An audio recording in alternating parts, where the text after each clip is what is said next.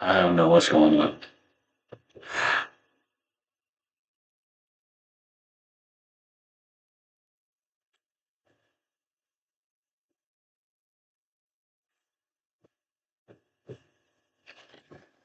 Sorry about that.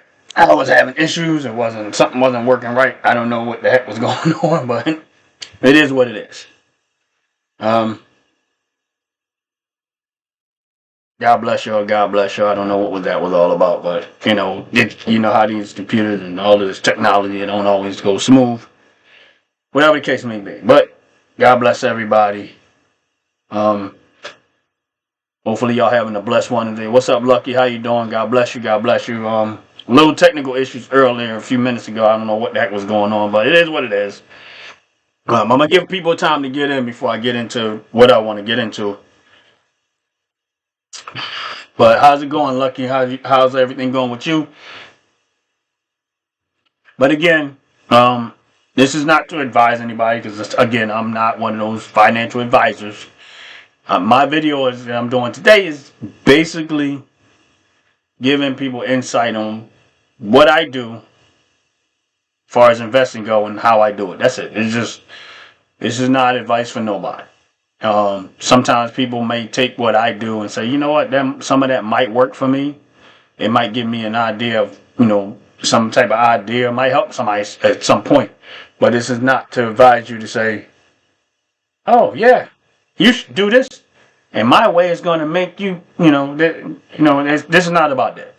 If you think you're going to get rich, this ain't the video for you. I mean, there's always a possibility somebody might, do something and make some money, but that's not what this is about. This is more so about why I invest the way I invest. And I'm gonna give people time to get in. If you want this live, please hit the like button. Please hit the subscribe button.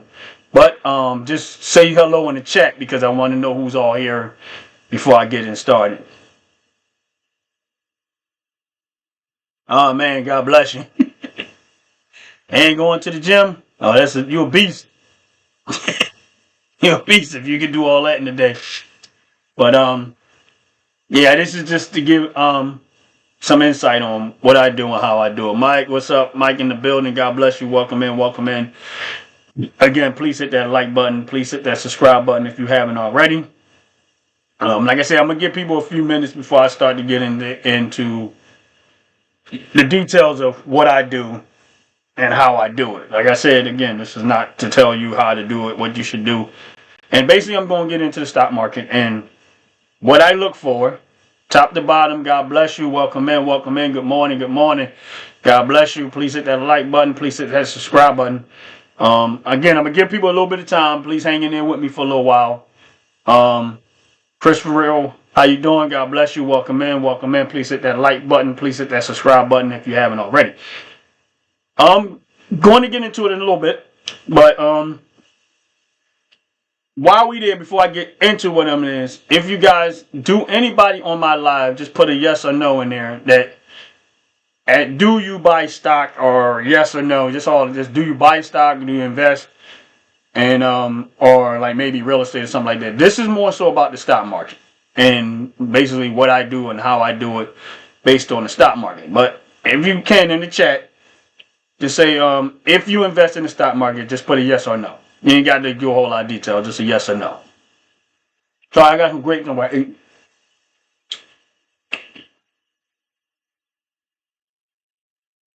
Okay, Lucky, God bless you, God bless you. Yeah, I did too. I did too. Honestly, ever since everything dropped, that's exactly what I've been doing is buying. I try to put money aside and for these type of moments if I could, but like I said, I've been buying. Okay, Chris, for real, yes. Okay, crypto. All right, that's what's up. And like I said, if you guys on here, please hit the like button. Jay, what's up? What's up, brother Jay? How you doing? God bless you. God bless you. Welcome in. Welcome in. Please hit that like button. All right, cool. I'm gonna get into it. I'm gonna be very, very detailed. And for those that on this live, whatever case may be, So y'all got to hang in there with me because I'm getting ready to get into what I do and how I do it, and even the platforms that I use and anything. But like I said, this is just to give y'all insight of how I invest. And it doesn't mean you got to do it my way. It does not mean that my way is the best way. What's up, my opinion, Noy? What's up, man? God bless you. Welcome in. This doesn't mean you have to do it my way. It doesn't mean you have I have the best strategy in the world. It doesn't mean anything like that. And it's not advice for you to do it. You might get something out of it, you might not. But this is just to give y'all insight of how I'm what I do and how I invest. And the way I invest, I call it broke man investing. Kid y'all not, and I know y'all what? For some people that have been on my lives probably heard me say it before. But I literally, the way I planned it out was like, if you broke, this is how I did it. And what I did was, I said, when I really got into, I'm not going to get into the beginner's detail because honestly speaking, that's not what this is about. It's more so of once I got into a rhythm of what I wanted to do and how I was going to do it. And please hit the like button if you're on this live. I appreciate it very, very much. Now, here's what ended up happening. Most of what I do, 95% of my investing is in dividend stocks. And some people already know that who probably on my lives on a regular basis is dividend stocks. And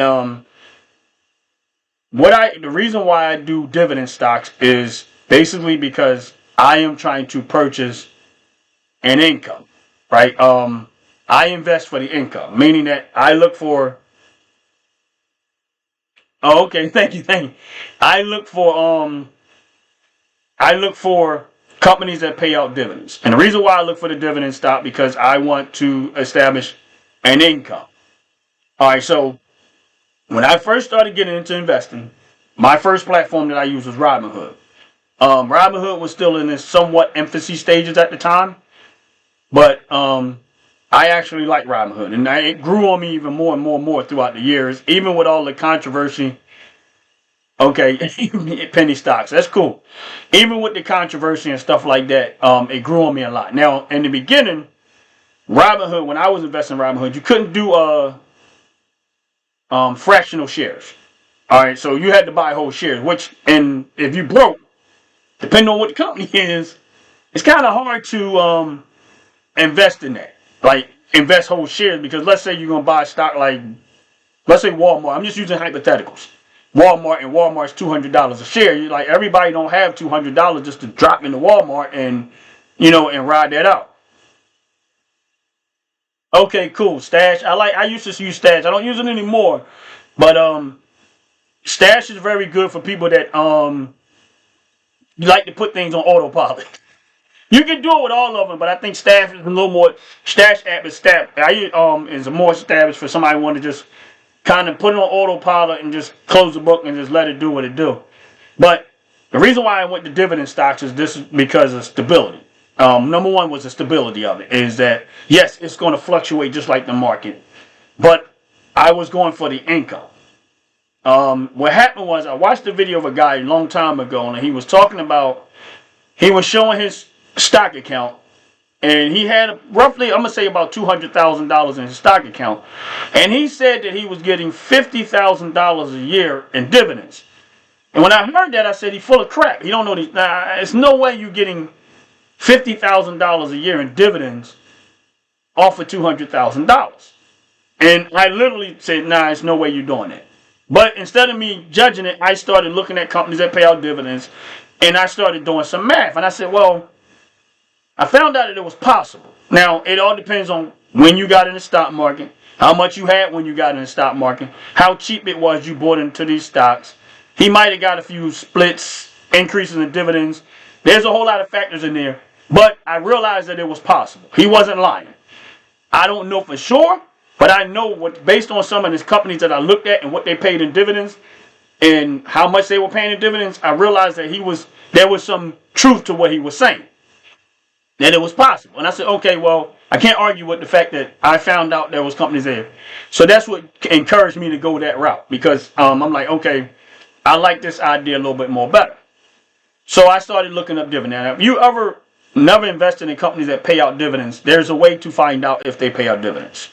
And what all you have to do is you can go Google it and just put the stock code in and say dividend history right after you say. So if you go into, let's say, AMZA, you put in AMZA stock code and dividend history. And I usually use the NASDAQ information, but there is other ones like Dividend Channel and some other ones like that. And it'll tell you the history of the dividend and how often they pay dividends and what amount they've been paying dividends. Rather, they increased it, decreased it. You look at all the history of the company and what they pay out as far as dividends go. So what I found out was, I said, I like this direction a little better for me. Now, it's not for everybody, but for me it was. So I started buying companies that pay out dividends. My plan was I wanted to get paid every day. Like every day I wanted to see some money. So Robinhood, at that time, you used to have to buy whole shares, which was tough. But then they got to the point where they said you can, now they adjusted. Oh, yeah, Jay, you're right. Okay, I'll get right into it. Give me 1 second. Robinhood got to the point where they were starting to do fractional share, which was a game changer for me because it was like, okay, now I don't have to buy the whole share. Now I can really adjust my strategy. Now, what dividends are companies that are profitable in most cases. They pay out a small portion of the company's profit to the shareholders. So my point to Jay's question was, what are dividends? I look at dividends like as if I own property. Let's say you own rental property, and every month you collect rent. All right, so this is how I look at dividends. But this is the companies that own, let's say Walmart. Walmart is a company that has reached kind of the peak of its growth, but they're also profitable. So the shareholders that's holding the shares of the company, instead of them selling their positions, Walmart will pay out a dividend to all the shareholders, depending on the form of a dividend. Which is better for me because then I don't have to hold my position. There is some money coming out of the company. I'm getting it out of the profits. I can even reinvest that money into that company, take the money and spend it, or reinvest it in some other company. So that was the reason why I like the dividends a lot more. Now, get back to the Robinhood situation. That's why I said this is going to be an extremely detailed video, and I'm probably going to be as long as I don't normally be. But with Robinhood, they went to what they call fractional shares, which now I did not have to buy the whole share of it. Now you can literally put $1 in a stock, but you ain't going to own the whole stock, but you'll own whatever portion of that stock that dollar allows you to purchase, which is in a percentage wise. Now, that was the game changer for me. Like, that was like, okay, now I'm really at broke man investing. Yes, you do, Lucky. That was the point that I'm making. So if you got $1 in Walmart, whatever fraction of that is of the company, they will literally pay you out a dividend based on that too. So it might be a penny, but a penny earned is a penny saved. But it might be a penny, but you'll get it. And this is the point what I mean by broke man investing. So what ended up happening is, okay, now I'm using Robinhood, but you can do this in the Cash App too, because Cash App you can buy stock. Cash App is actually easier to find companies that pay dividend because there's a way to go in Cash App to actually get it. And I'll explain that a little later in the video.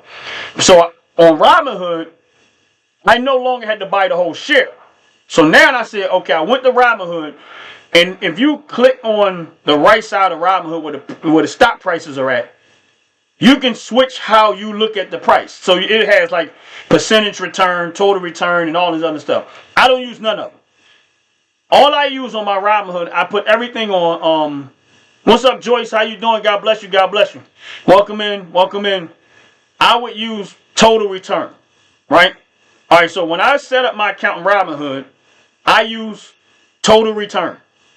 Total return tells me what I'm making money on and what I'm not making money on. Not overall. It doesn't get into what I did today and tomorrow, nothing like that. It just tells me what I'm up in and what I'm down in dollar-wise. It don't give me percentages, it give me dollars, right? I can switch it to percentages, but I don't care about that. The reason why I switch it to total return is that, let's say I'm going to go back to using Walmart as a hypothetical. Let's say I bought Walmart as $100 a share, but I only put $1. All right, so in Robinhood, it's going to average out at $200 a share for that $1. So my average cost is going to be $200, right? The reason why I only put $1 because I want to establish an average cost. Not buy a whole bunch. I just want to establish an average cost. The average cost is the games that I'm going to play. All right, so at $1, I got Walmart at an average cost of $200, right? Now, let's say a week later, Walmart drops to $180. Okay, I'll put another $1, maybe even $2. That will bring my average cost of where it was at $200 down to about $185, $190. I don't know. I'm just doing hypotheticals. All right, so as Walmart's drops, I will feed in a little bit more and more money. If I see really drop, I might go a little heavier. The key is to lower the average cost as low as I can without putting too much money. Because if I put too much money, it's going to be hard to lower that average as possible. Now, if I look at Walmart's 52 weeks high, 52 weeks low, history and stuff like that, I can better gauge the lower end of that. And that's all I'm trying to do is position myself low as possible to maximize my dividend return when I actually get it. And I'm only using Walmart as a hypothetical. I know Walmart's price is not what I said it was. I'm just using it as a hypothetical. And I do that with every single stock that I buy. I never go in and just spend a whole bunch of money. And that's why I said, if you do it the way I'm doing it, if you do what I'm doing, this is not about making a lot of money. This is about buying stocks that pay dividends and establishing an income. All right, so let's say, hypothetically, you got $50 you want to invest. You never started in Robinhood and investing or whatever. So what and this is what somebody asked me, like family members said, well, what would you do? I said, well, I would take the $50. I will find 50 solid dividend company paying dividends in. I put $1 in all 50 of them and then switch it to total return. And that way I've established an average cost with 50 different companies. Now, all I have to do is put money in my account and wait for moments where the stocks drop where I can feed in a little bit more money. Now, when I tell you, that's why I said this is not about making a bunch of money, because that's not what I'm doing. This is just me establishing an income off of the money that I have as much as possible. Now, in the beginning, my little dollars and dollars and dollars were like when Lucky said I was getting fractional dividends, meaning I get a penny for this, a penny for that, 2 cents, 5 cents, depending on how much I had. But over time, I started racking up shares of these companies. So those pennies started turning into dollars. You get what I'm saying? So, Jay had mentioned to me a little while ago about the company I had mentioned, which was AGNC, which they stopped price recently just dropped down even more. And I ended up buying more. But I'm going to use that as a hypothetical. I own roughly about 500 shares of that company right now. Yeah, I got about 500 shares of that company, which, based on the amount of money I am, and some of mine, I'm down a little bit in the red with them, but every month I get about $60 every month just off of the money that I have invested there. Now, I have money invested in other companies. I'm just using that as an example of establishing an income. Now, that company pays dividends every single month. Now, the other thing you got to look at with dividend companies is that they will announce their dividends when they're going to pay it out. Again, you can go to the Google dividend history, get an idea, and you can look and see if they already announced when they're going to pay out the dividend and how much it's going to be. They just announced that they're going to pay out a dividend, 12 cents a share, and it'll be paid out on May 9th. For anybody that purchased the shares before, I think it's the end of this month, near the end of this month. What's up, Bad Goat 66? How you doing? God bless you. So let's say AGNC, you bought 100 shares right now before the end of this month. And there is a cutoff date, but whatever shares you purchased by then, you'll get the dividend on the 9th of the next month. So with my shares that I own, I already know I don't have to buy no more. I'm going to get paid no matter what. because I already positioned myself there. And every single company that pays out dividends, announce dividends, they pay out dividends. The thing you got to understand about dividends that they're not guaranteed. That's why you should go look up the history to see how often they pay and when they pay. And they fluctuate. Meaning that if the company has to reserve cash to sustain the company, they might lower the dividend because of that reason. You know, if it is affected by the economy just like anything else. So you can't you can't just rely on, okay, they're going to pay this every single month. Yes, it comes with its risk too. I've had companies that pay me out dividends. Things were going bad for the company. And I unfortunately had to bail out. And I would take that money and say, okay, had to put the money somewhere else. That can happen, and it has happened. Has it happened a lot? No, but it can happen, and it has happened. Now, this is the reason why I diversify. The reason why I go through and I call it my like how they say the S&P 500. I call it the Ron's 500. So I pick 500 companies that pay out dividends. That allows me to see some type of money on a day-to-day basis. Now, because I've been doing this for a while, I get a substantial amount of money every month. Not a lot like wealthy type of money, but I'm going to say that I'm in the few hundreds of dollars a month based on the money that I have just in Robinhood alone. So I don't have to take any more money out of my paycheck or my livelihood to invest anymore. This was my plan. My plan was to allow the investments. Yes, ETFs too. They does them too. You right, Lucky. ETFs pay out dividends too. And ETFs, I have money in ETFs just like I do in regular individual stocks. That is my solution of diversification. So now, let's say in those 500 companies, some of them are in the green for me. If it's in the green for me because I have it on total return, I'm not going to buy no more. I'm only looking for the stuff that I'm down in, not the stuff that I'm up in. The stuff that I'm up in, I'll wait for a moment like now and say, okay, a lot of the stuff that I was in the green with went to the red. Then I started racking up more shares that way. Now, it's hard to do it that way. It requires a whole lot of patience and it requires a whole lot of time. Some people don't have that type of time. Give me 1 second because I want to, I was trying to look at something real fast. But again, this is why I do it the way I do it. You're not going to get rich this way. Now, there's a possibility. Yeah, you might have something you had a lot of stock in and go buck wild crazy. You might make a lot of money. You see something like that, it can happen. I've had stocks do that too. I've had stuff that I've had money in and all of a sudden, it just started shooting up. Now, those type of times when I've seen it go up like that crazy, I knew there was probably some hype behind it. So once I seen all the profit, I just sold it off. I would leave one share there. Sell if I had, let's say I had 100 shares, I would sell off 99 shares. Leave the one share there just so that I can monitor if it falls back down to where I think should have been at from the beginning. Because the stock market is a lot of hype behind it too. So you just don't know.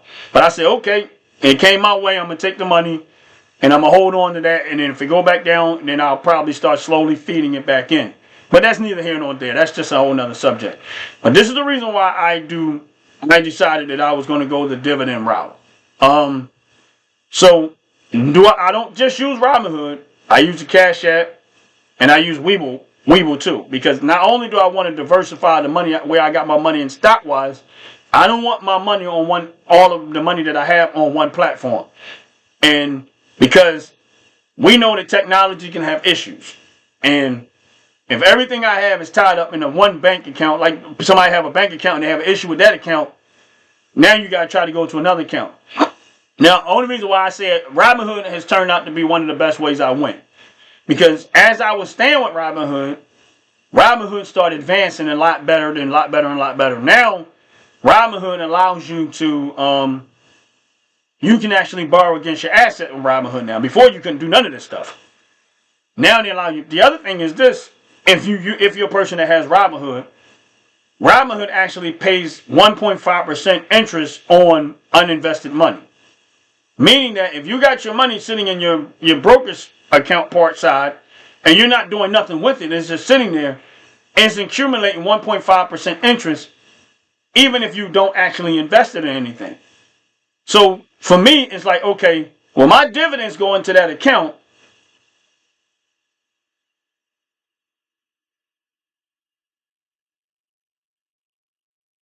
Yes, you do, Lucky. You're absolutely right. You do got to do research. You do got to do investing. You do got to pay attention to the news.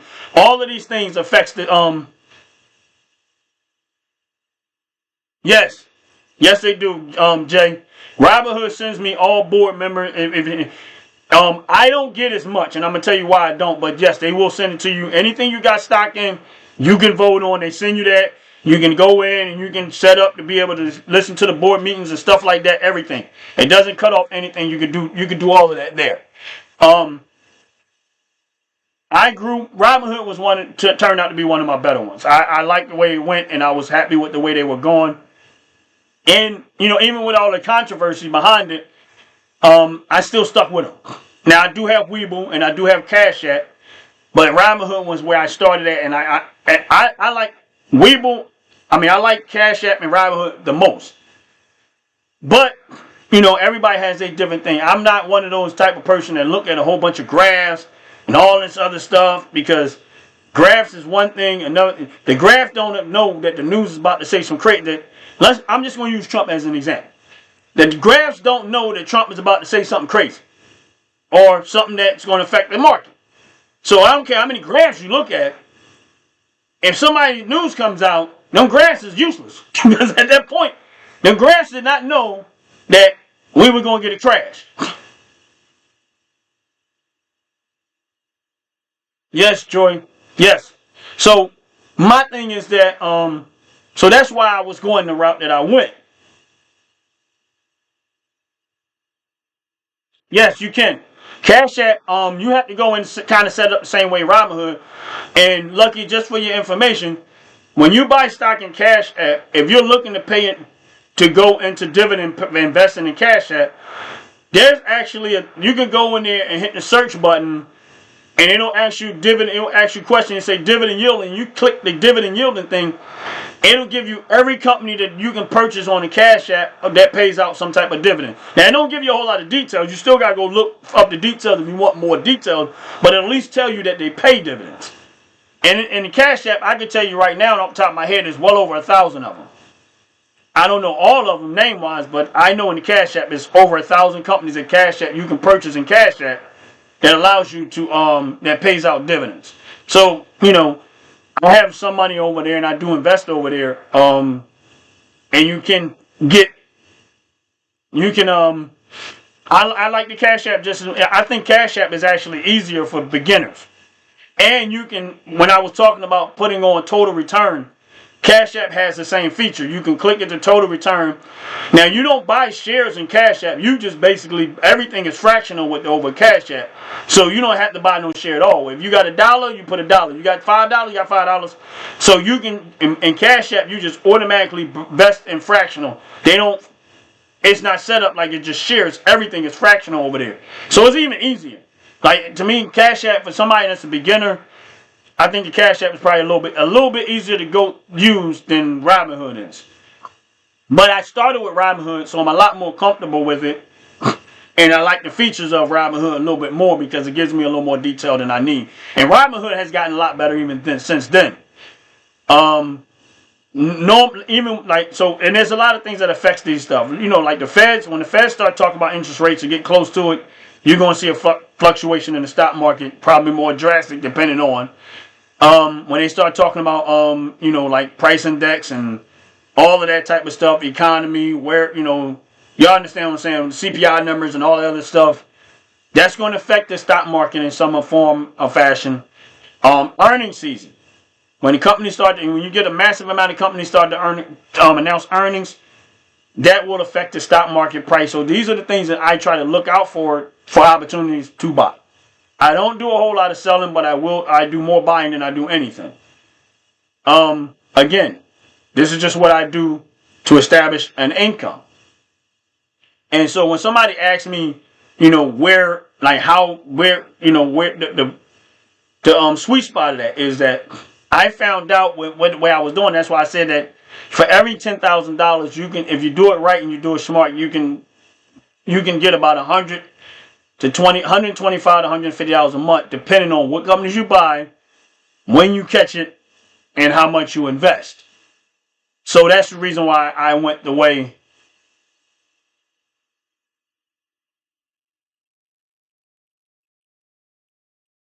Yeah, it probably will. You're probably right about that. It probably will. Now, I'm gonna be honest with you. I'm not one of those people that get excited when the stock market is up. It don't. It has zero effect on me. I mean, just sometimes you look at the money like, oh, that looks nice. But I look for the downward part of it because that's the only way I could reap. My thing is positioning. I'm trying to position myself with as much shares as cheap as possible. So when it's up, I just let money sit. And I would suggest that, for me, I let money sit for a reason because I already know that there's always going to be a time to buy. Very little time you're going to be able to sell, but most of the time you're going to be able to buy. So I'll let my money sit long enough, collect interest, look for great opportunity to buy, and then I'll buy. I don't rush anything. I take my time. I turtle walk this like crazy. I'll look at a stock and say, okay, I'm down, but I'm going to wait and see if it go further. I've overshot it too. Like I waited too long and it went the other way. Okay, big deal, no big deal. But I'm very patient with it and I don't go in too fast and I don't go in too hard.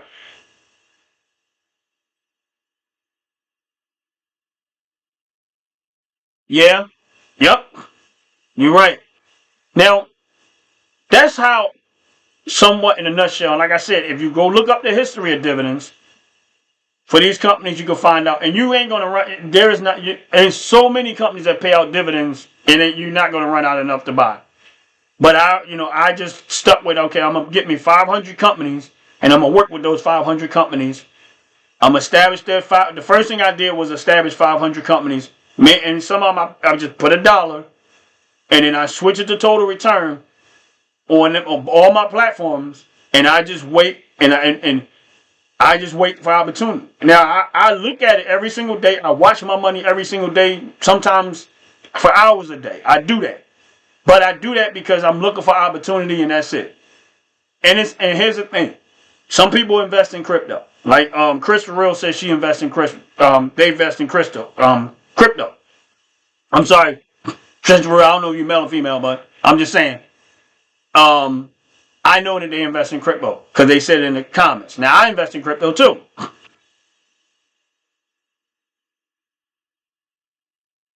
Yeah, I know. Yeah, Donald. Yeah, they did. Yeah. Meanwhile, the Doge clock is at 300 billion. But I know why they did it. But that's not what we're talking about right now, Donald. No offense, but we on the subject of investing, not about so much about politics, even though it does affect it.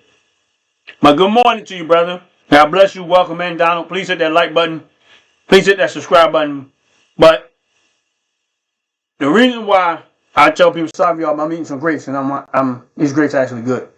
But that's the reason why I stick to the way I do it, and it's not one of those things where I tell people, oh, you're going to get rich or you're going to get wealthy or something like that. This is a way for me. Yes, it's basically saving money and establishing an income. Now, in crypto, kind of the same thing, but in crypto don't pay out no type of dividends. So you're taking a higher risk, but if you're a person that buy crypto and stuff, but I have invested in crypto and I have crypto and I keep investing in crypto. But I understand wholeheartedly that it has this risk with it too. And I also invest in companies that don't pay out dividends, but there's a few that I pick and I choose that I invest that don't pay out no dividends. But 95% of my account is in companies that pay out some type of dividends. So my point is, Walmart pay out dividends. I have stock in Walmart, Target, AMZA, Sunoco, ExxonMobil. I'm just naming a few off the top of my head.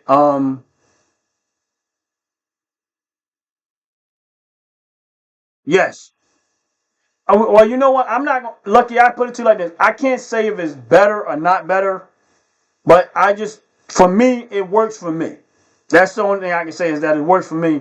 I'm a long-term holder, and I look at investing the same way as, let's say you have a piece of property and you bought it at, I'm just using hypothetical numbers, $50,000, and you held on to it for 10 years, and it stayed in pretty good shape. 9 times out of 10, that property is going to be worth $75,000, maybe $100,000. if a company is still around and is growing, even if it's a slow growth, the value of that company and the value of stocks a lot of times go up. And the way you can kind of look at it, if you pick certain companies and you go, let's say, look at the history of their stock price from beginning stages to where they are right now, you'll see how much they have shot up and grown. If the people that bought those stocks when they were young companies, they weathered out a whole lot of craziness and bad moments, stuff, bank probably looking like it's going into bankruptcy, financial disasters, all of that type of stuff. They might have weathered, if they weathered it out long enough and that company became successful, they're probably multimillionaires right now. But they was willing to take the risk of waiting it out. And it can happen to any company in its infancy stages. Dividend companies are not really in their infancy stages. They're actually companies that are profitable. Usually they're profitable. I don't know if all of them are, but usually that's what they do is the profits that they make, they pay out a dividend to the shareholders. So that's what I do. Now, the other reason why I do it, and this is a little more close to personal, is to offset my cost of living. And my point to that is that, let's say, most of us all, of course, all of us probably got car insurance. And we don't know what car insurance, I don't know what car insurance y'all have. But Allstate is one of those car insurances that it's on the stock market that pays out a dividend. We're going to have to pay some of these people for insurance. So my thing is I'll get something back. This is how I look at it. So let's say you having car insurance with Progressive Insurance or your homeowner's insurance or something like that. The way I look at it is if I can get enough of that in dividends, I can offset the cost of me paying for my insurance. I look at that even with my water bill. Now, the city of Philadelphia owns their own water company. So I go look at other counties like York, PA. I got stock in their water company up there, in American Water, which is another Pennsylvania water company. I got stock in them. They're publicly traded companies. So, okay, I can't buy the water company in Philadelphia, but I can invest in the water companies in other places to help offset my cost of paying for water. Same thing with the electric bill. Now, electric in Philadelphia is Pico Energy, which is Philip Morris company. I buy them. They pay out dividends, and they pay it every month. Not a whole lot, but that helps me offset my cost of living. This is just my logic of why I do what I do. If I own shares of all of these publicly traded companies that provide resources that we use every single day, my cost of living can almost become free for me.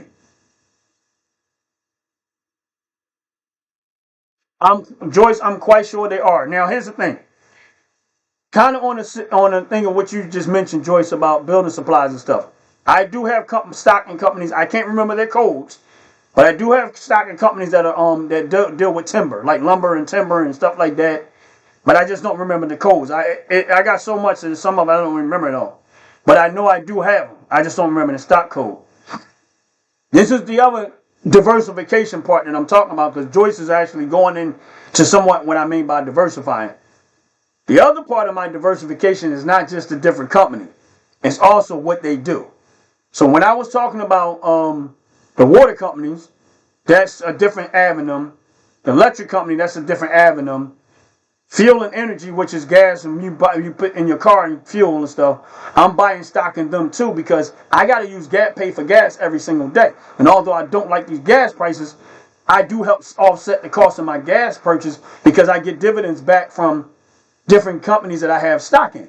Like Sunoco pays like 70 cents per share. Now, I bought Sunoco a while ago. I have stock in Sunoco, but I got it at like probably 30 to 40% cheaper than what the value of it is right now. And I'm still riding it out, and I'm not selling it.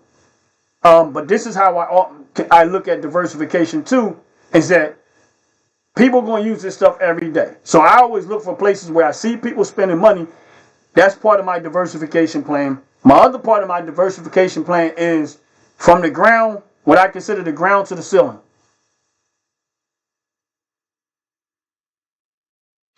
I don't know if you could do it in Stash. I think you have to Google all of that stuff. I'm not sure if you could do it in Stash. I haven't used Stash in a while, so I'm not exactly sure about that one, Lucky.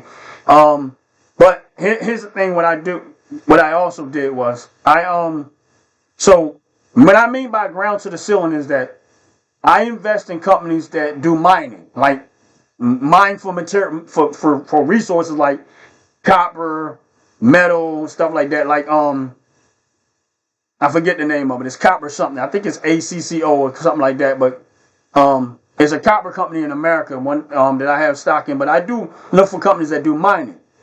All right, so that's part of my diversification plan is too. I want it when it's raw material.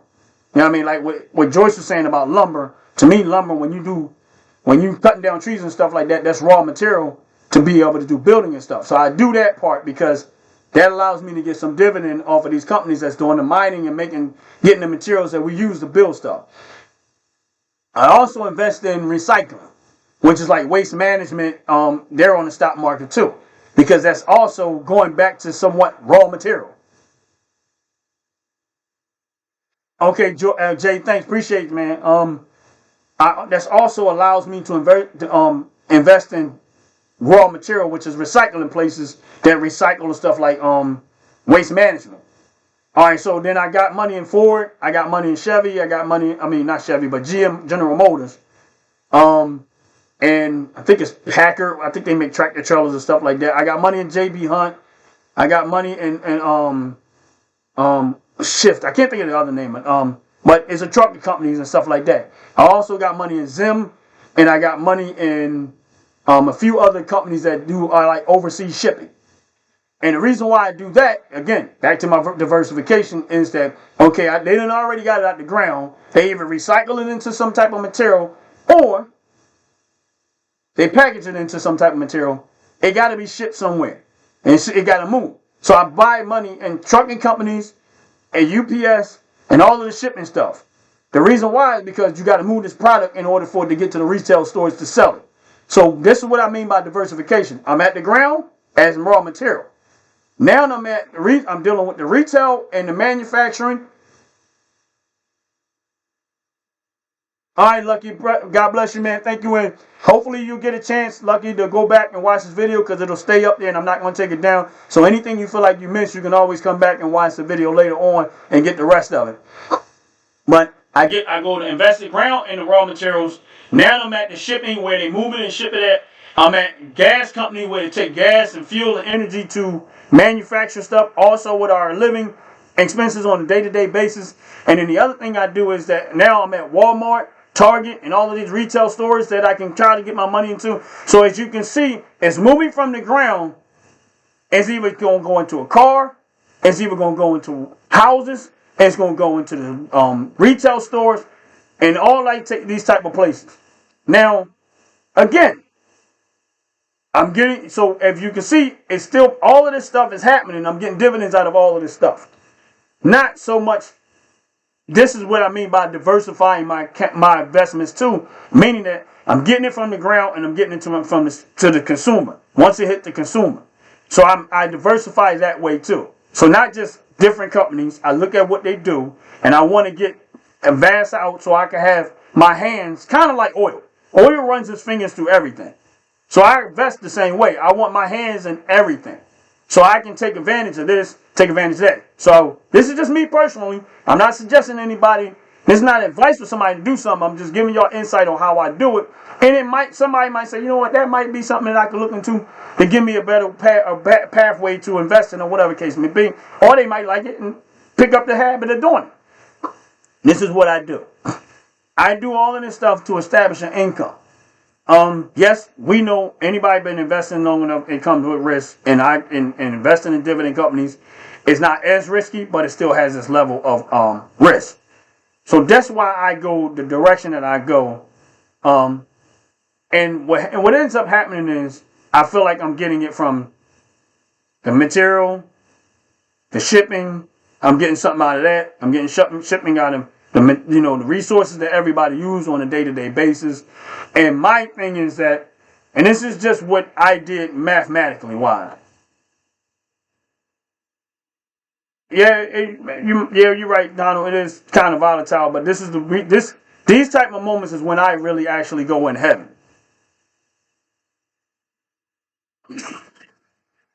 So these are when the stock market is like it is right now is when I go in heaven.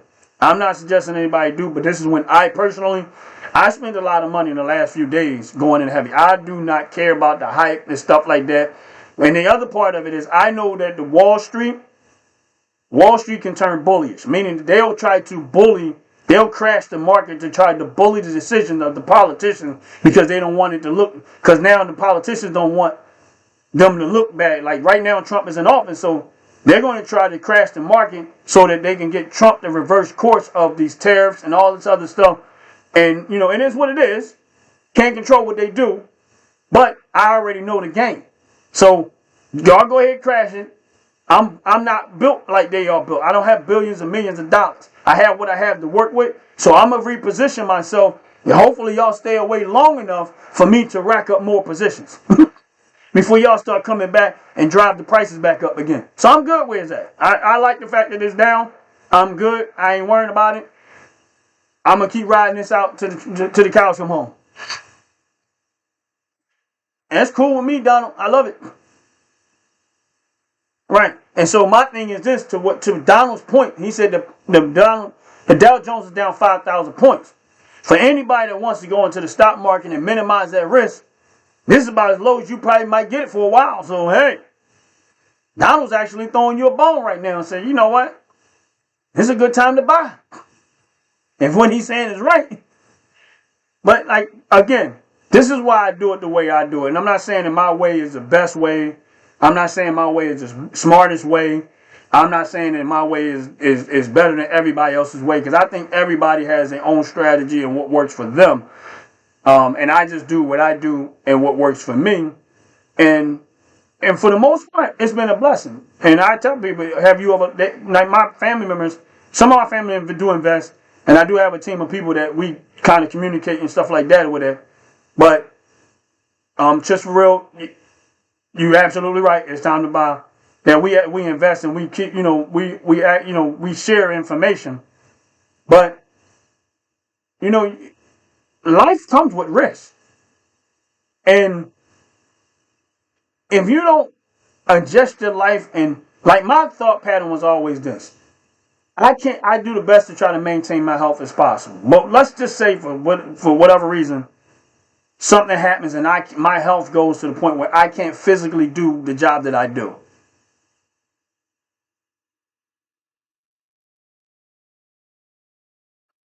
I can't do the job that I do on a day-to-day basis, right? So if I can't do the job that I do on a day-to-day basis, so what ends up happening is that I can't physically make the money that I normally would make on my job. So my thing is this: I have to take some of my money and let the world in the United States of America, that's where I live, and the world work for me as much as possible.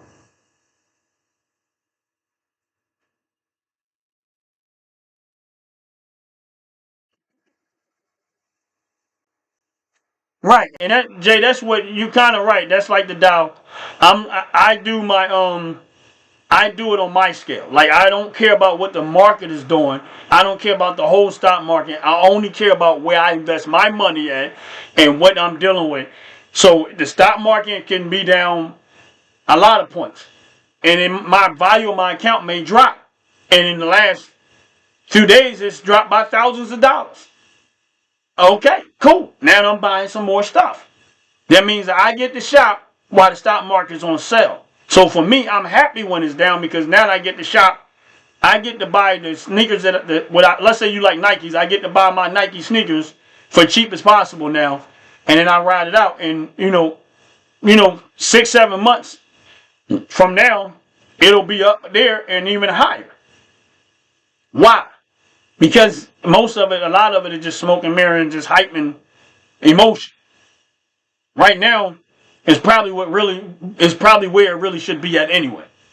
Outside of all of the volume and the selling and this and all of the movement parts and the hype, the news and all that. Right now, that's probably where it should be at anyway. So this is where I buy. And I just get what I can. I diversify throughout the companies that I have in it, diversification wise. I try to invest from the ground to the ceiling, meaning that I want raw material investments, I want shipping investments, I want gasoline, oil, energy investments, I want retail investments, and I want auto industry investments. Oh, I ain't know that. Honestly, Jay, I don't think I had no Nike stock. Why don't I have Nike stock? I don't even know. And I know they pay dividends. I don't think it's really high, but why don't I have Nike stock? I might have to look into that, Jay. I really don't. I actually don't have no stock in Nike. I might have to look into that. But I might have something that I can probably dump off and switch and dump it into Nike. But this is the thing that I'm talking about. And honestly speaking, if what this administration is doing and people start to see more money into their pockets on an everyday basis, the economy is going to start thriving. It's going to come back even more because people are going to get happy with the money that they have. The gas prices are cheaper. The food goes cheaper. We already see the reports coming out and the cost of food and stuff like that is dropping. And what happens is people are going to start seeing more money in their pocket. And most of the time, the vast majority of Americans, unfortunately, is spend irresponsible. They spend irresponsible. And if you give it too much time, they're going to just start spending crazy and spend crazy, spend crazy. And what's going to end up happening is the economy is going to start thriving. It's just going to happen. There's nothing nobody can do about it. It's going to eventually happen. And my thing is I have to position myself as much as possible for those moments. And we'll see what happens. But this is just to kind of give y'all a little bit of insight of what I do, how I do it, and hopefully, for somebody that's starting out, there's a whole lot more I can get into, as it relates to how I invest. I try to narrow it down, crunch it down as much as possible because there's a whole lot of different stuff what's up, Billy French? What's going on? What's going on? God bless you. God bless you. Please, people, if y'all on this live, please hit that like button. Please hit that subscribe button if you haven't already.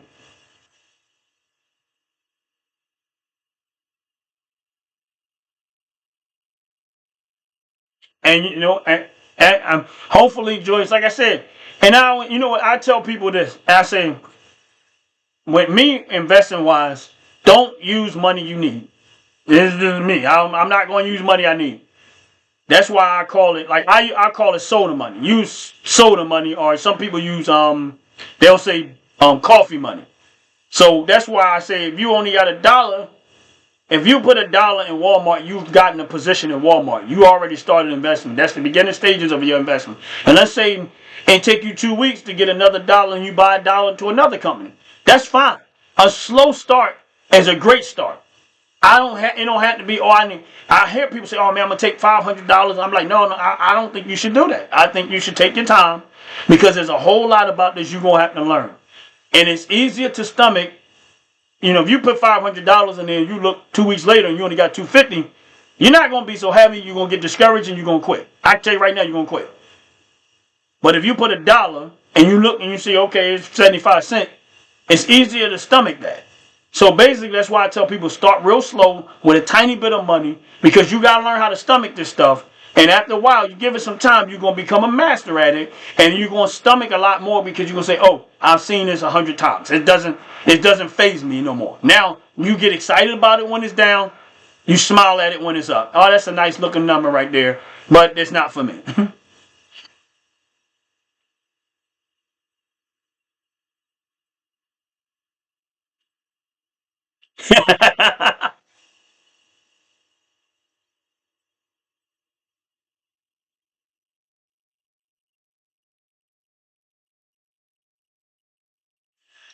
Well, hey, look, my thing is this.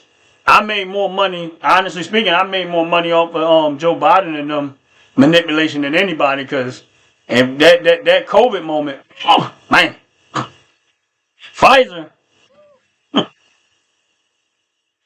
Don't get me wrong, Joe Biden have made a ton of money too. But it is what it is. Everybody gonna always, Donald's never going, he's never going to see it no other way than the way he see it, and it's okay. It's he has a right to his opinion. And you always gonna have the MAGA haters. You're gonna have people that hate Trump. My thing is I pay close attention because guess what? I love my country. I don't care how nobody feel about that. I love my country. America hasn't been perfect by any means, but it's been good to me.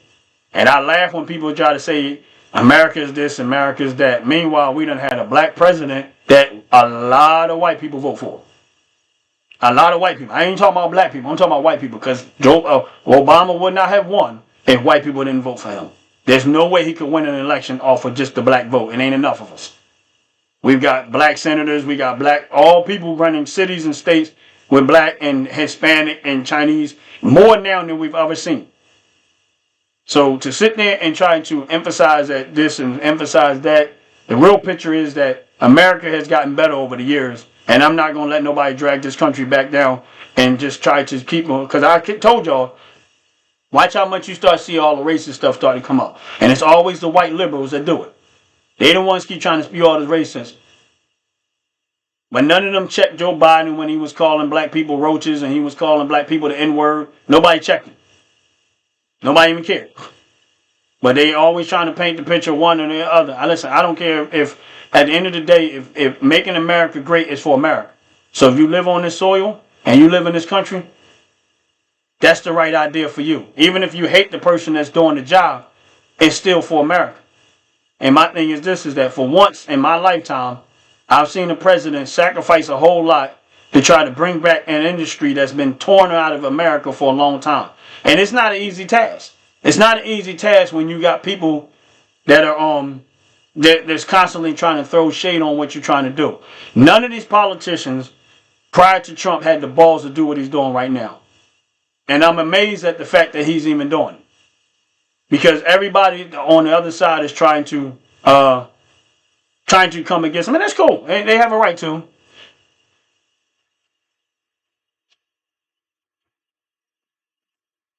Donald, we don't care about racism. We really don't. We don't care. We already know that y'all going to paint Trump as a racist. Y'all going to try to point him. I don't care about no one incident about this and one incident about that. I really don't.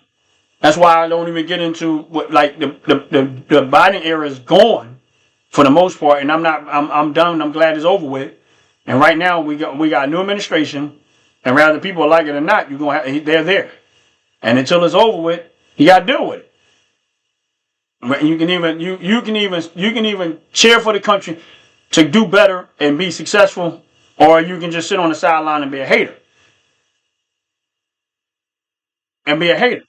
Listen, Joe Biden and them, I wasn't rooting against them. They just proved that they couldn't do the job right. That's the point that I'm making.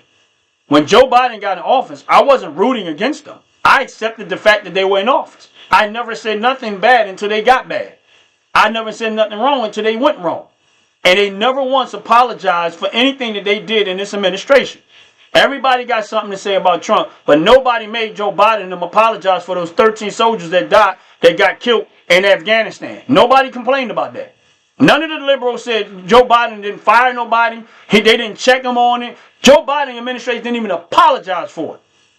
They didn't even call the families up and say, we're sorry for the mistake that we made.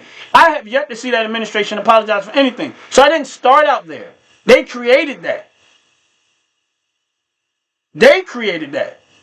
They bankrupt this country. They ran this country into a hole. They gave more money to illegal immigrants and didn't take care of American citizens. They spent more money trying to take care of legal immigrants than taking care of American citizens. They spent more money doing everything for everybody else outside this country instead of taking care of the people in this country. Meanwhile, the very people that they serve, the black community, is still by far the lowest paid demographic in America. But yet, they keep talking about they fighting for black. Now, we had 4 years of Joe Biden and Kamala Harris. And we still have black community is still by far the lowest paid demographic in America. And nobody's complaining about that. And they still want you to vote for it.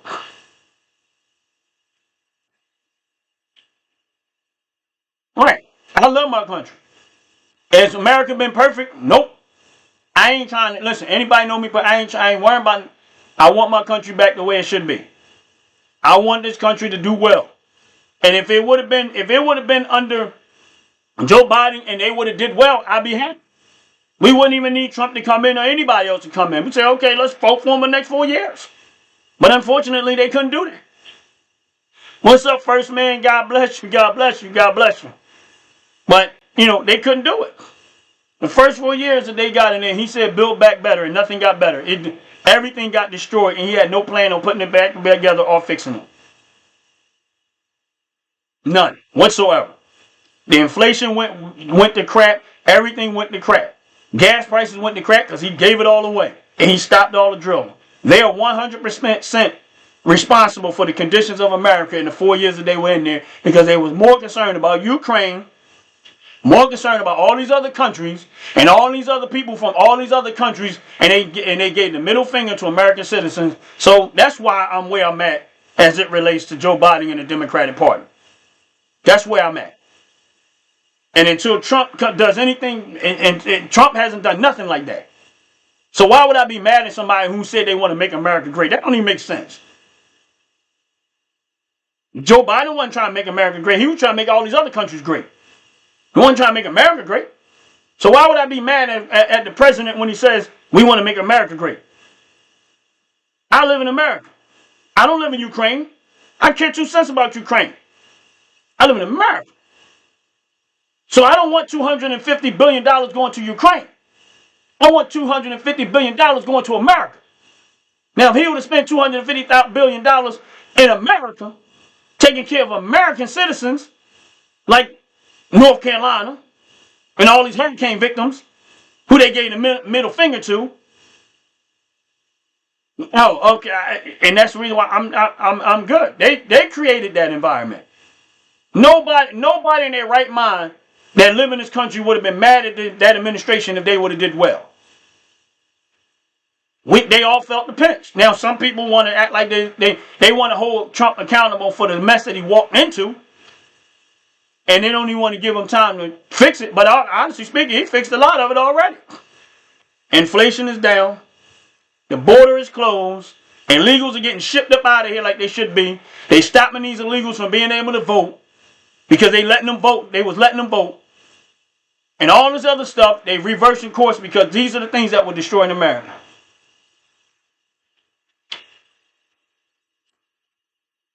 Right, exactly, Billy. How the hell when did Biden was the deciding factor whether I'm black or not? That's crazy. When in the world did Joe Biden become the deciding factor that I'm black or not? Maybe it happened when he said that black people, he learned about roaches from black people. Maybe it happened then. I don't know. Or maybe it happened when he was calling black people the N-word all the time. I don't know. I guess he said it so many times that he felt as though he can identify as black and be the determining factor whether you black or not. I don't know. But we'll see. We know Joe Biden don't care 2 cents about black people. He never did. That's the reason why I say all the time, that's why I did not vote for Obama.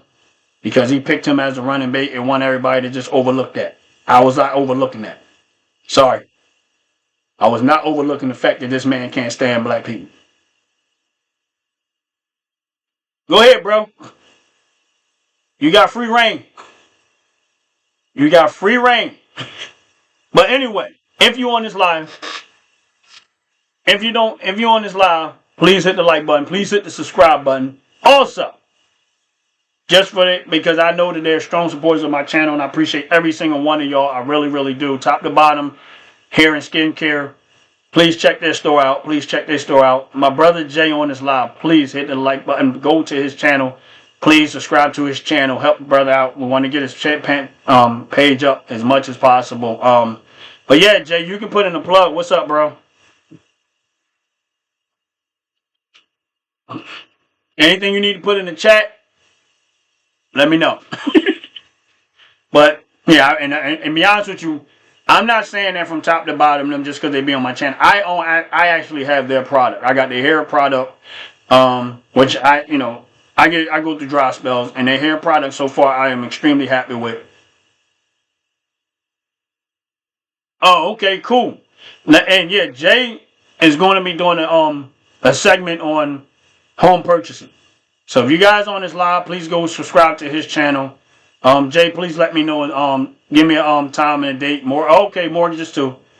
Please let me know a time and a date. Because I definitely want to get in. Hopefully I can get in at the time that you're actually on your live, because I do got life outside of this, but I do want to know the time and date. Hopefully I can get in. But yes, please check him out. Check out his page. But like I said, as far as their product go, his their other page, which is their top to bottom hair and skincare. I use their product personally, and so far the product that I have is I'm very happy with it. And I have the butter, the skin stuff like that, and the hair one was the one I wanted the most. The other one is I have for the skin. It actually smells really really good, and actually works really really good. Okay, cool, Jay. I appreciate it, bro. I appreciate it. Definitely want to get in there. Um, all right, cool. I appreciate it. Appreciate it. Anytime, Jay. Like my channel is open to you. So if you got to plug, if you got to plug something, you know, me and you talk personally, and talk personally. So I mean, if you need to plug something, you got my 100% my support with that. I mean, you guys are always on my channel. You guys are always commenting. You guys are great supporters of my channel. And and the other thing is I appreciate your product because it worked. It worked out for me. It actually did.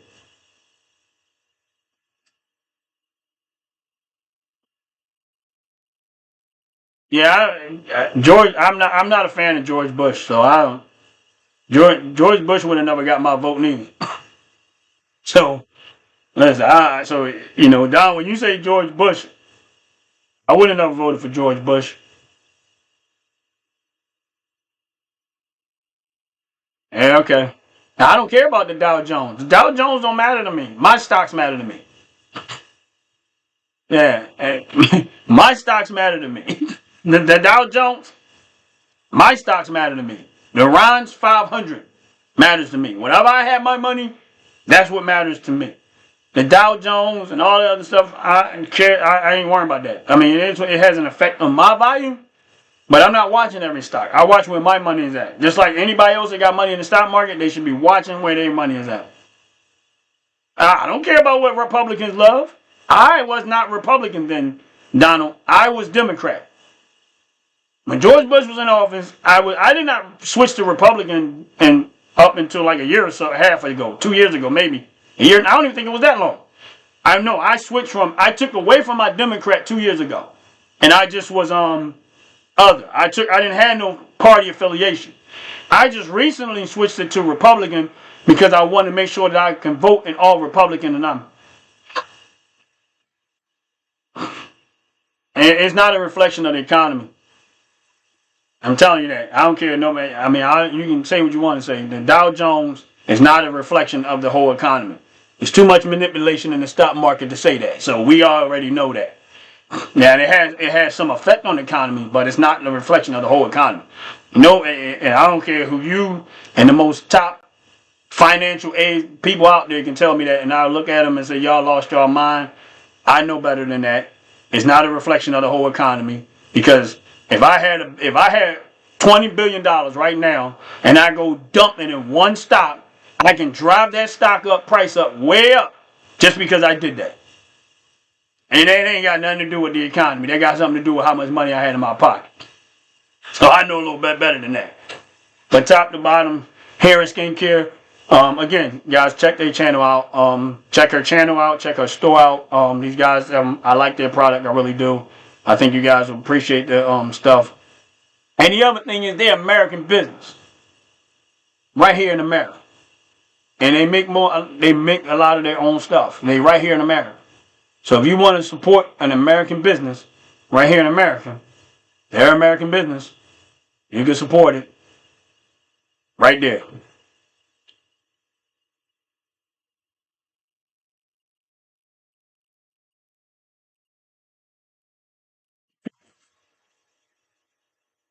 And you know what, Joyce? I did the same thing. Like I said, I mean, the Democratic Party, they was playing the game of, um, yes. Okay, Jay, thanks for organic. Now, if you look at the comments, Jay's in there. Um, a lot of their product is organic too. So, like I said, they're American business. As you can see, they have a tutorial on there how to walk through their website on their page. Um, but So if you on this live and you want to support American business, that's one right there. And I'm not saying it because they're on my live. I actually use their product. If you look at some of my videos, I showed you, I put the product on the camera. I got family members that actually use their product, and they're actually happy with it too. I forgot to mention that, but they're actually very happy with their product. So, and in a nutshell, so far there was 4 different items we ordered from them, and we've been happy with the product. So, you know, if you guys need some type of skincare or some type of hair care and skincare and candles and stuff like that, check them out. Check them out. And then Jay, which is the husband, and he's putting in the comments a lot of the stuff that they that is organic. It's not no toxic stuff going into their product, no swine, none of that type of stuff. So, check them out. Go like their page. Top to bottom, does have a YouTube page. Top to bottom, hair and skincare. I know I'm just saying it like half or whatever, but they have a YouTube page, so please go follow them, follow their page. And Brother Jay is have a separate page that he's doing. I think it's Bone Crusher, but Jay, if you get a chance, put your YouTube page in there in the chat so people can see it. Maybe they can click on it and just go right to it, and they can go right to it. And like I said, I felt as though a lot of times people ask me about this type of stuff and why I invest. Because sometimes I do bring in my investment and talk about stock market and stuff like that.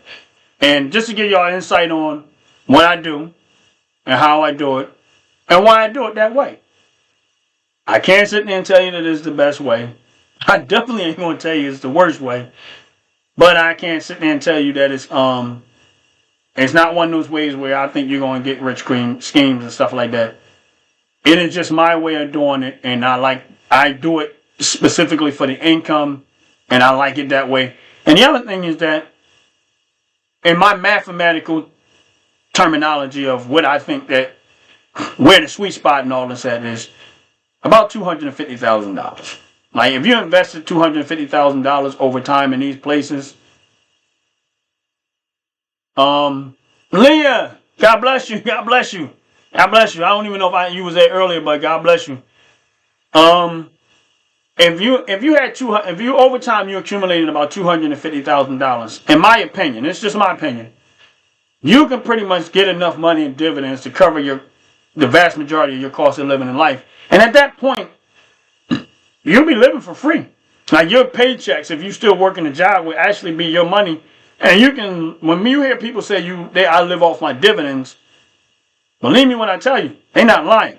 And another thing, if you guys are on this live, please, Leah, if you could put your YouTube page in the channel, in the chat too.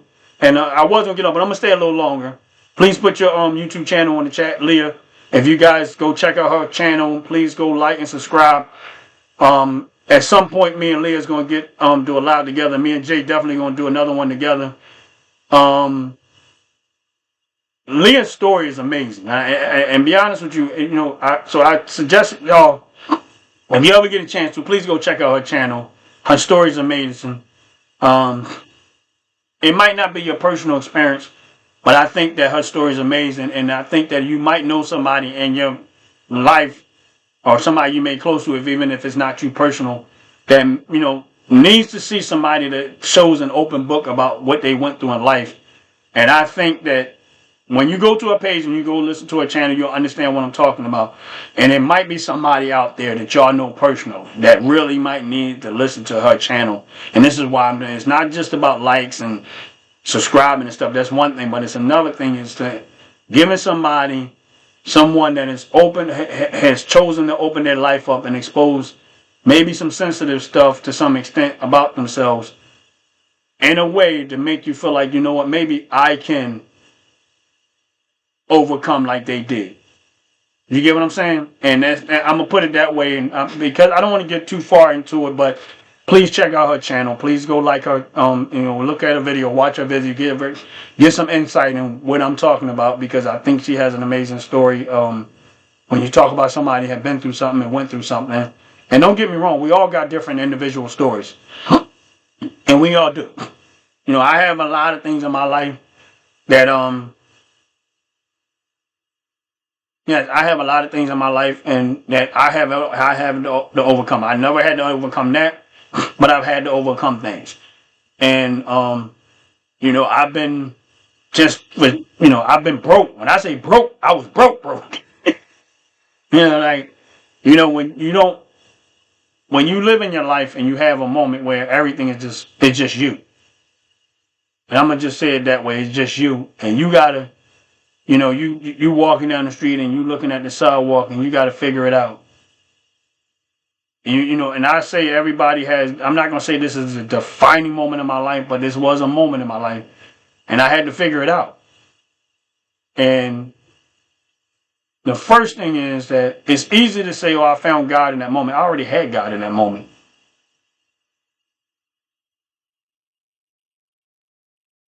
Right. You're right, Jay. Like, I already had God in that moment. And where I ended up and how I ended up, and I'm going to just say it was my fault. I'm going to say it that way. It was my fault. And there's other factors in there, but I'm just going to say I made a choice and I knew it was going to go that way and I had to deal with it. But in that, I said, God, I know that you'll never leave me and I know you'll never forsake me. I don't know if my choice was the right choice and the wrong choice, but I just felt as though I had to do it this way. And guess what? Man, I'm going to tell you something. I can give you 1,000 stories of how God moved in my life. And sometimes people would not believe the stuff that I tell them. And when I say God has never left me and forsake me and would bring me to the point where I had so much faith and trust in God, I didn't get there because I chose to. God has done so many miracles in front of my eyes, it's unbelievable. And so for me, it's like I watched it not just in my own personal life, but things that I've seen around me. Miracles that I've seen happen. People that was on their deathbed that God healed and brought them like they 100% okay. So when people talk to me, I'm not, I'm just not a person who say, oh, I know the Bible and I believe God. I got experiences that by far exceed just about most people's walk with God. Because when I get around people that say they've been walking with God, yeah, not some stuff that happened to me, they be like, wow. Yes. Yes. And Joyce, you're absolutely right. You're absolutely right. So for me to even be in a position that I am today, it is, of course, it requires effort on my part, but it's 100% because God had his hand on my life. That's it. And one of the phrases that I like to use is that the best part of me is God, the worst part of me is me. And that is one of my little phrases that I usually. So the best part of me is because of God, the worst part of me is because of me. And we're never going to get it all together. We still got issues, we all do. But man, when I say, and God has a sense of humor. Some days I'm going to get in some of these other stories. When I say God has a sense of humor, if you ever have a moment where God does something where you see his sense of humor, you would never in your life laugh like I did. I mean, when I say laugh, okay. When I say laugh, when I say God has a sense of humor, and I've heard people say it, but it's one thing to experience this God's sense of humor, and to the point where you find yourself laughing, say, God, you know what? You are hilarious. Even though God is serious, but he's also hilarious. And I realized that I said, man, so when you have a relationship with God, just trust him. Trust him wholeheartedly. Trust him with everything that you have in it. And if God gives you a vision, and he gives you a purpose, and he tell you this is what I want you to do, and one of the ways that you're going to know that you're hitting it, and this is just my opinion, is that the minute you start doing it, and you really get in line with the vision that God gave you, all hell breaks loose. Everything goes wrong. It is like the pit of hell decided that it's going to 100% take the whole force of hell and fight against you. Nobody else. It's like they're coming straight for you. Why? Because you chose to get in line with whatever God put in your heart to do. Because at the end of the day, When you decide to do that, Satan got alert and said, oh, okay, our kingdom is about to be affected in a major way. We got to try to stop this person. And that's exactly what happens. And that's why I tell people, don't ever give up on what God put in your heart to do. I don't care how bad it looks. I don't care how tough it is. Don't give up. I am living proof that you don't give up. And I'm not saying I got it all together. And I'm not saying that, my life is imperfect. But I'm telling you that when Jesus said, take my yoke upon me and learn of me and my way of doing things, for my yoke is easy and my burden is light. I'm telling you, I am living proof that I don't wear the stuff that I used to wear. I don't wear the weights that I used to wear.